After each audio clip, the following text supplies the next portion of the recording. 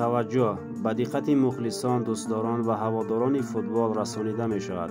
روز 2 مارس سال 2024 در ورزشگاه دوشنبه ارینای شهر دوشنبه بین دسته های رامید 2 و ورزاب رسا ساعت 13:00 بازی فوتبال برگزار می گردد.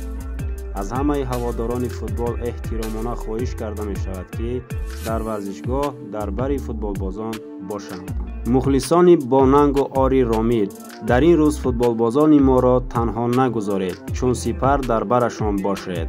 برای کار غلبه آرزومندیم.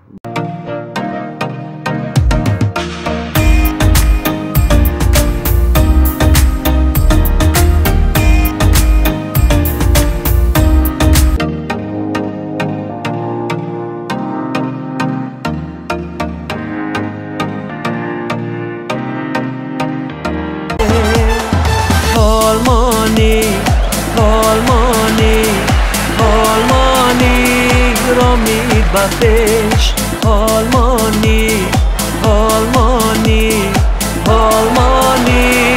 رامید بخش